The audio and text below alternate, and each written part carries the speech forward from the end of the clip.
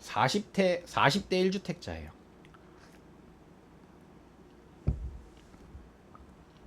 송도에 살고 계시는 41세 가장이고 9살, 6살 2명의 자녀가 있습니다. 49평의 자가 거주 중이에요. 자, 자가 거주 중이고 그다음에 대출은 1.3억 정도 있어요. 그리고 월 57에서 60 정도 되고 있어요. 세후 400 정도 되고 현재는 외벌입니다. 그렇죠? 이분은 자산 자체는 아마 더 많을 겁니다. 훨씬. 그렇죠? 총 자산으로 봤을 때는 훨씬 많을 거고 대신에 세후 그러니까 수익으로 봤을 때는 좀 적은 거죠. 아까 청신님과 비교했을 때는 1주택을 마련하고 나서 15년에 미분양 줍줍하고 18년에 입주를 하셨대요. 근데 잘하신 거죠. 세상에 태어나서 내 집 하나 마련했으니 내 할 일을 다 했다. 이런 생각에 빠져 보낸 시간이 너무나 후회됩니다. 그런데 저는 너무 후회 안 하셨으면 좋겠어요. 이거 하나라도 하신 게 어딥니까? 송도의 49평 자가 18년식 엄청 잘하신 거죠. 후회 안 하셨으면 좋겠어요. 전 지금도 충분히 잘하고 계시고 후회할 정도가 아니라고 생각합니다. 관영님보다 지금 상황이 안 좋으신 분들이 훨씬 많아요. 제가 늘 말씀드리지만 비교는 비참해지거나 교만해질 뿐입니다. 그래서 비교하실 때는 나 자신과만 비교를 하시는 건데 만약에 하신다 그러면 나보다 안 좋은 사람들이 나보다 더 힘들겠구나. 나는 괜찮은 거구나. 이런 비교는 괜찮을 수 있어요. 그런데 너무 막 지금 자괴감 때문에 이 기회를 다 놓치고 더 많이 벌 수 있었는데 이러면 끝이 없어요. 그러니까 이런 생각을 기왕이면 안 가지셨으면 좋겠고요. 그러던 도중에 이제 부동산에 관심을 갖게 되었고 제 책을 보고 호기심을 갖게 되어서 강의까지 듣게 되셨습니다. 그리고 만족하고 계신다 그래서 너무 감사드리고요. 고민은 지금부터 시작이 됩니다. 자, 송도로 이직을 하면서 아이 교육 문제도 그렇고 분양받은 부천 아파트를 팔고 송도를 이사를 왔대요. 그러니까 부천에 사시다가 송도로 이사를 오신 거예요. 근데 초등학교 입학하면서 반대로 다시 아이 교육 문제로 송도에서 부천으로 엄마가 아이를 왕복 셔틀하고 있는 중이래요. 그래서 전 이것만 봤을 때 좀 이해가 안 됐어요. 왜? 부천보다는 송도가 교육 환경이 좋을 텐데? 라고 생각을 했었는데 대안학교를 보내고 계시대요. 대안학교를 보내고 있고 여기에 대해서 만족도가 굉장히 높대요. 그래서 6학년까지는 보내고 싶어 한대요. 이거는 부부가 서로 협의를 한 상황인 거죠. 근데 1년 정도 셔틀을 해보니까 이건 너무 시간 낭비, 돈 낭비, 그 다음에 체력적으로도 너무 힘들어서 또 일을 쉬게 되었고 이게 경제적으로도 마이너스가 크대요. 그렇죠? 그래서 상의 끝에 다시 부천 아이 학교로 근처로 가서 4년 정도 전세를 살고 중학교 입학 때 다시 송도로 오자고 합의를 하셨답니다. 이미 결론이 난 겁니다. 그렇죠? 이미 결론이 난 거예요. 그래서 부천 쪽 시세를 알아보니까 부천집을 어떻게 구하느냐에 따라서 여윳돈이 한 2, 3억 정도가 생길 겁니다. 그러니까 송도는 전세를 주시고 부천의 전세로 오는 겁니다. 그러니까 송도의 집이 괜찮기 때문에 전세 가격이 더 높은 거고 그 차익이 2, 3억 정도가 된다라는 말씀입니다. 그래서 이 돈을 어떻게 사용하는지 사용하면 좋을지에 대한 고민인 거예요. 일단 관용님께서는 다주택자의 길을 가고 싶어요. 송도 집은 팔 생각도 없고 팔 수도 없어요. 왜냐면 1년밖에 안 살았기 때문에 비과세를 못 받는다라는 거죠. 그리고 부천으로 다시 이사가면 다시 일을 하실 수도 있고 현금 흐름도 더 좋아지실 거래요. 그러면 부천으로 이사 가시면 4년 동안 현금 흐름이 더 좋아지실 수가 있겠죠. 그래서 정리를 해보면 이렇습니다. 인천 송도에 49평 자가에 거주 중이시고 41세시고 9살과 6살 자녀가 있으십니다. 월 400 외벌인데 부천으로 이사 가시면 맞벌이가 가능하기 때문에 여기서 플러스 알파가 되실 겁니다. 대안학교를 보내기 위해서 지금 송도랑 부천을 셔틀 중인데 부천 근처로 이사 후에 4년 정도 전세를 살고 다시 송도로 이사를 오기로 합의를 하셨습니다. 부천 전세로 이사 시에 여유 자금이 2억에서 3억 정도 생기실 겁니다. 그런데 저는 여기서 한 가지 이제 제 조언을 드리자면 자금을 타이트하게 잡지 않으셨으면 좋겠습니다. 여유 자금을. 그래서 기왕이면 좀 여유 자금을 남겨두셨으면 좋겠다라는 거예요. 만약에 여유 자금이 2억이 남는 경우와 3억이 남는 경우가 있잖아요. 그러니까 부천의 전셋집을 너무 좋은 집을 사실 필요는 없다.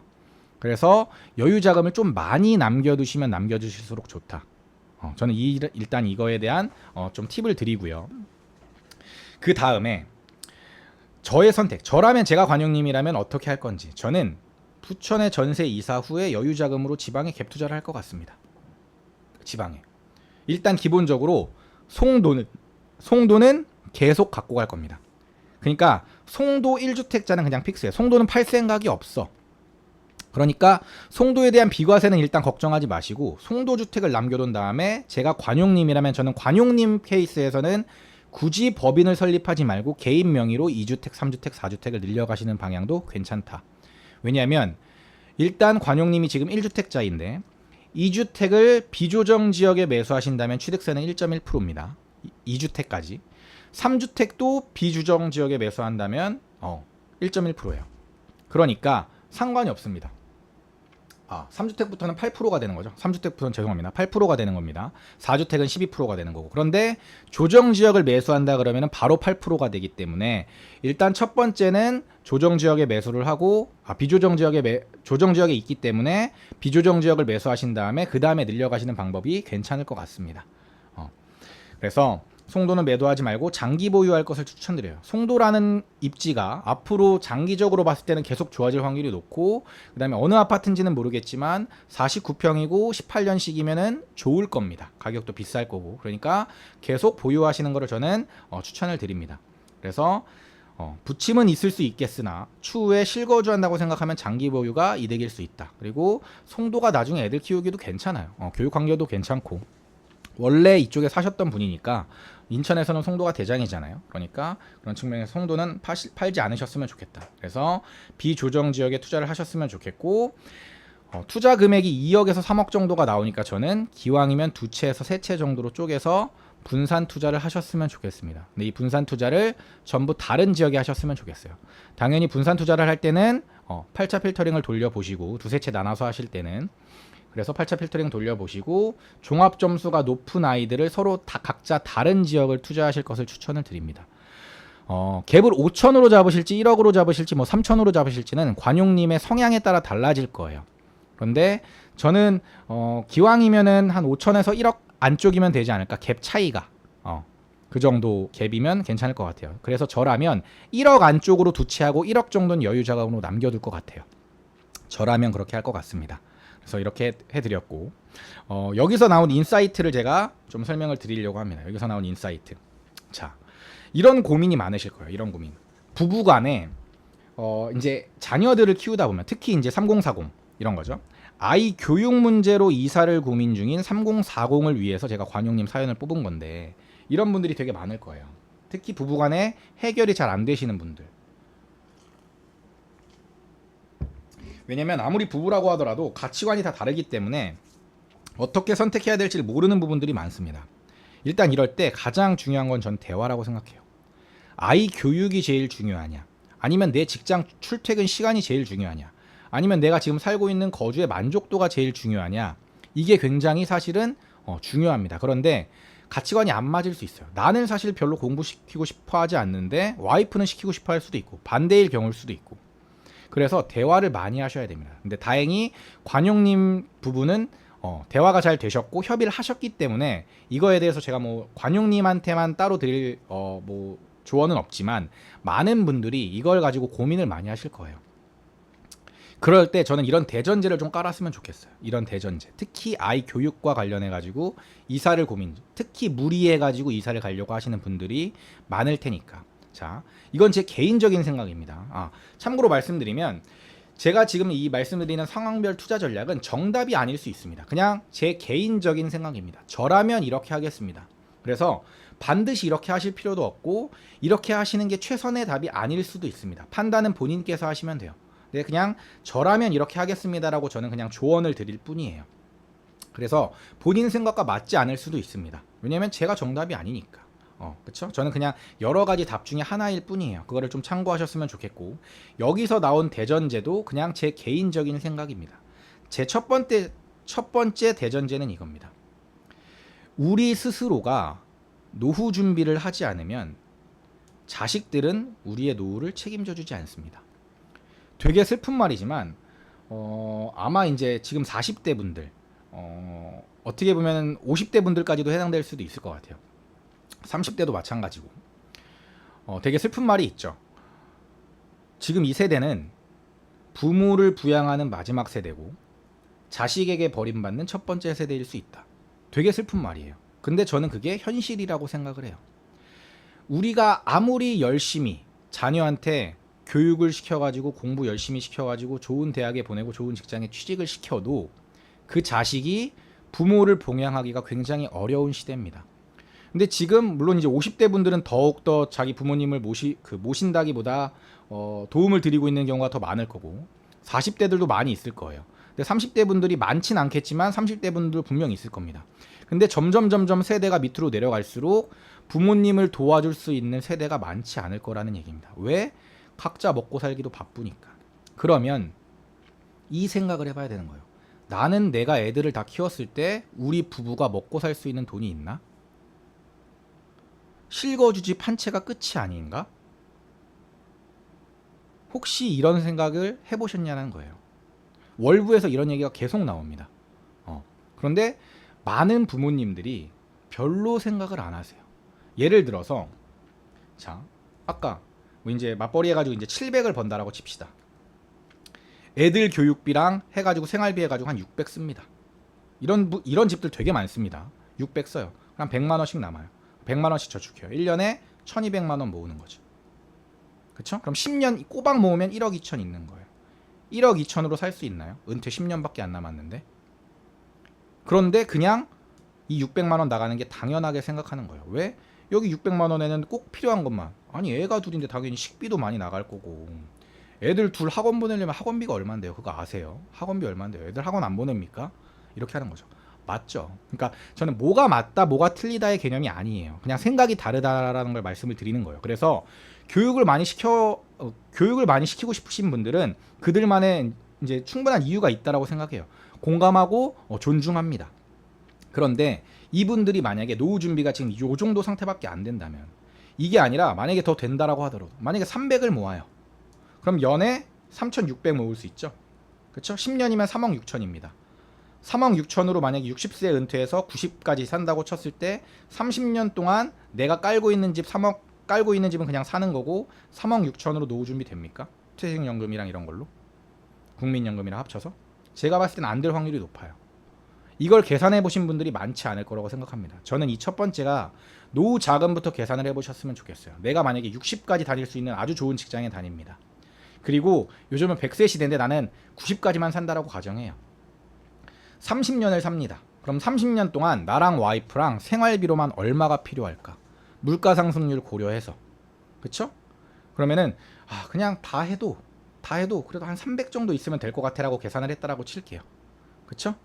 300, 월 300 정도 있으면 될 것 같아 라고 칠게요. 그럼 30년이면 얼마죠? 여기다가 360을 곱해야겠죠? 360을 곱해야 되는 거잖아요. 30년이니까. 그쵸? 12개월 하면 360개월이 되죠. 그러면 3이니까 3 곱하면 총 10억이 있어야 되는 거죠. 그쵸? 요 자금이 되냐라는 거예요. 요 자금이. 보통은 없죠. 근데 많은 분들이 이거를 계산한 다음에 어떻게 생각하죠? 몰라. 어떻게 되겠지. 보통 이렇게 생각하시죠. 아니 국민연금도 있고 퇴직금 요즘에 연금 나오니까 국민연금 100몇십만 원 될 거고 퇴직연금 얼마 되니까 어떻게 되지 않겠어? 보통은 이렇게 생각하시는 거예요. 실거주 하나 마련했고. 근데 이것마저도 없으신 분들도 있죠. 물론 이 실거주 집도 주택연금으로 활용하실 수도 있지만 저는 개인적으로 실거주 집을 주택연금으로 활용하는 건 추천하지 않습니다. 그 전에 노후 준비를 끝내놓고 이 집은 자녀한테 차라리 증여하는 게 낫죠. 왜냐하면 집값은 장기적으로 봤을 때는 우상향할 확률이 높으니까. 근데 자식한테 물려주는 게 훨씬 더 낫다라는 거죠. 여유가 된다 그러면. 여유가 없으면 이 선택지밖에 없지만. 그래서 저는 미리미리 얘를 주택연금으로 활용하는 선택지를 선택하기 전에 노후 준비를 하셨으면 좋겠다라는 건데 대부분이 노후 준비가 스스로가 안 돼 있는 경우가 많은 거예요. 근데 지금 이 강의를 들으시는 분들은 어느 정도 재테크에 관심이 있으시고 부동산에 관심이 있으시니까 들으시는 거예요. 자, 여기서 중요한 두 번째 대전제. 고소득자는 부자가 아닙니다. 돈을 내가 지금 많이 벌고 있다고 부자가 아니에요. 뒤에도 나올 거지만 내가 깔고 있는 실거주 집은 자산이 아닙니다. 부채의 개념으로 보셔야 돼요. 이걸 이해하는데 굉장히 오랜 시간이 걸릴 거예요. 아니 왜? 내가 지금 살고 있는 집이 오르면 가격이 오르는 거 아니야? 총 자산으로 봤을 때 총 자산은 부채를 빼면 그냥 순자산이 나오는 거니까 당연히 자산 개념으로 수학적으로 계산하면은 내가 깔고 있는 집도 내가 살고 있는 집도 당연히 자산이지. 라고 생각을 하시는 분들이 대부분이고 저도 그렇게 생각했었어요. 그런데 그 의미를 잘 생각하셔야 돼요. 내가 깔고 앉아 있는 게 과연 나에게 현금 흐름을 주는가? 내 삶을 나아지게 하는가? 만약에 이 집을 팔아서 나중에 더 작은 집으로 간 다음에 나는 뭐 시골에서 생활을 할 거야. 시골에서 생활을 할 거야. 아니면 더 작은 하급지로 가가지고 더 작은 아파트에서 애들 다 키우고 난 다음에 나는 그 남는 돈으로 그 돈으로 생활할 거야 라고 생각을 하신다면 괜찮을 수도 있어요. 그런데 보통은 하급지로 가는 게 쉽지 않습니다. 그 동네에서 살다가 더 낮은 급지로 이사 가는 게 생각보다 쉽지 않아요. 내가 이 동네에서 사귀어 놓은 친구들도 있을 거고, 그 다음에 집의 수준도 있을 거고, 생활 수준도 있을 거예요. 이런 것들이 달라지기 때문에 쉽지 않습니다. 보통은 나중에 자녀들이 독립하면은 보통 이렇게 생각하세요. 나중에 좀 넓긴 한데 그래도 나중에 자녀들 왔을 때 잘 수 있는 방은 있어야죠. 이렇게 생각하세요. 큰 집이 필요가 없어 보이는데 나중에 또 이렇게 생각하신다고요. 그래서 결국에 깔고 앉아있는 집은 그냥 나중에도 계속 깔고 앉아있을 확률이 높습니다. 왜냐면 걔네들이 계속해서 가격이 올라가면서 내 자산이 늘고 있다라고 생각하기 때문에. 그런데 엄밀히 생각하면 얘는 부채에 가까운 거예요. 엄밀히 생각하면. 그런데 많은 분들은 내가 지금 소득이 꽤 많고 실거주 집을 하나 깔고 앉아있으면 충분히 된다라고 생각해요. 그런데 생각을 해보시면 이렇습니다. 지금 여러분들이 생각하는 의사, 변호사, 판사 이런 분들이 물론 소득은 높지만 부자가 아닐 확률이 높습니다. 이분들이 돈 못 모아가지고 나중에 은퇴하고 나가지고 그냥 평범하게 사시는 분들도 전 많다라고 알고 있어요. 진짜 부자들은 내가 나중에 일하지 않더라도 돈을 벌어오게 시킬 줄 아는 사람, 투자를 잘하는 사람이 진짜 부자라고 생각을 하거든요. 시간의 자유가 있는 사람. 전 얼마 전에 너나이님께서 말씀하신 이게 너무 와닿고 좋았어요. 예전에는 저도 경제적 자유, 시간적 자유를 이루면 되는 줄 알았어요. 그게 진짜 부자인 줄 알았어요. 그런데 시간적 자유라는 거를 조금 더 뜯어보니까 너나이님이 말씀하신 것처럼 선택의 자유까지 가더라고요. 저는 제가 나중에 경제적, 시간적 자유가 있다고 하더라도 이렇게 누군가를 도와드릴 수 있는 일을 할 거고, 뭐 봉사활동도 마찬가지고 이런 것들, 뭐 강의도 마찬가지고 이런 것들을 하고 싶거든요. 이게 선택의 자유인 것 같아요. 이걸 안 해도 내가 충분히 먹고 살아. 그런데 난 이걸 하는 게 즐겁고 보람이 있어. 내 자존감이 높아진다고 생각하면 이런 것들을 할 수 있죠. 선택하는 거예요. 여행을 가는 것도 마찬가지죠. 나는 지금 내가 여행을 갈 수 있지만, 내가 선택만 한다면 여행을 갈 수 있지만 나는 지금 돈을 버는 게 좋아 라고 선택할 수 있는 거죠. 그런데 만약 이런 선택의 자유가 없으면 어떻게 되는 거죠? 지금 모든 직장인들이 이런 거죠. 나는 지금 직장을 때려치고 당장 3년 동안 유럽을 갈 수 있는가? 이건 선택의 자유가 아닌 거죠. 내가 직장을 때려치면 다음에 선택지가 없으니까. 그런데 진짜 부자들은 이런 선택을 할 수가 있는 거죠. 내가 지금 당장 직장을 때려치더라도 나는 할 수 있어. 왜? 난 돈이 들어오니까.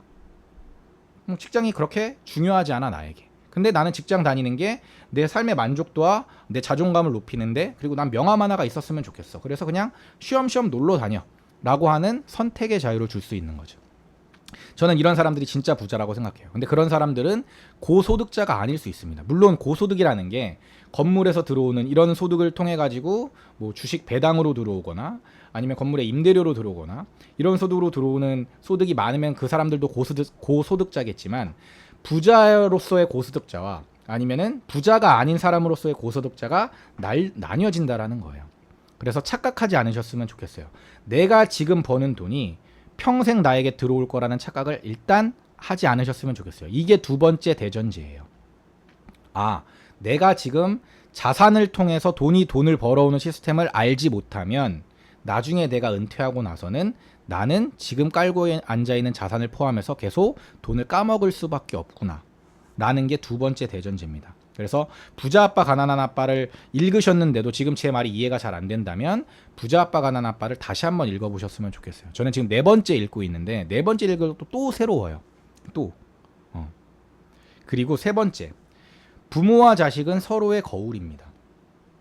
내가 자식한테 공부를 시키고 싶다고 해서 자식이 공부하나요? 저는 제 마음대로 안 되는 거의 유일한 게 자식인 것 같아요. 저도 두 아이를 키우고 있지만 자식은 정말 제 마음대로 안 되는 것 같아요.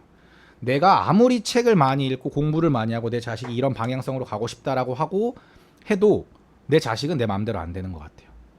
그래서 공부를 잘하는, 물론 이제 환경을 조성해 줄 수 있죠. 저는 그래서 환경을 조성해 주려고 노력을 하는 건데, 그럼에도 불구하고 내 자식이 내 마음처럼 안 되겠죠. 그런데 놀랍게도 자식은 부모의 거울이고 부모는 자식의 거울인 것 같아요. 제가 하는 행동들을 담는 것 같아요. 제가 알려주는 것들을 담는 것 같아요. 제가 그냥 이론상 알려주는 것보다 제가 몸소 실천하는 것들을 아는 것 같아요. 제가 집에서 책을 읽는 것, 제가 가계부를 쓰고 관리하면서 돈 관리를 어떻게 하는 것. 예를 들어 제 딸한테, 자, 아빠가 용돈을 줄게. 용돈을 주면은 여기서 50%는 저축을 해야 되고 50%는 쓸 수 있어. 50% 저축한 거에 대해서는 너가 나중에 원하는 걸, 비싼 걸 살 수 있어. 그런데 용돈 받는 거에 대해서 꼭 50% 정도는 저축을 해야 된다. 그리고 나머지 50%는 너가 써도 돼. 이런 것들에 대한 개념을 이해하기 시작해요, 애가. 그런데 만약 부모가 그냥 가가지고, 소비 습관도 마찬가지인데 부모가 가서 내 소득만 믿고 펑펑 써요, 돈을. 그럼 자식이 그거를 보고 배운다라는 거죠. 나중에 본인이 돈을, 그만큼의 돈을 벌지도 못하는데도. 이게 무의식적에 계속 내재가 된다라는 거예요. 그래서 저는 이런 습관부터 알려주는 것도, 이런 습관부터 알려주는 거고, 공부해라라고 말하는 것보다 더 중요한 건 내가 스스로 공부하는 모습을 보여주고, 강의하는 모습을 보여주고, 스스로 책을 쓰는 모습을 보여주고, 책을 읽는 모습을 보여주는 것. 제 딸이 나가서 저희 아빠는 책 써요. 주말에는 가서 강의해요. 우리 아빠는 주말에도 열심히 우리 가족들을 위해 열심히 일하는구나. 그 일하는 게 계속 일만 하는 게 아니라 경제적 자유를 이루기 위해서 일하는 거고, 우리 가족들을 위해서 일하는 거고, 우리 가족들이 어떤 환경을 어떤 환경에서 살았으면 좋겠는지, 그리고 우리 가족들이 맛있는 거 먹고 놀러 다닐 수 있게 하기 위해서 우리 아빠가 일하는 거구나라는 걸 계속 말해주는 거예요. 물론 이렇게 말해준다고 100% 이해해가지고 공부를 열심히 할까요? 아닐 거예요.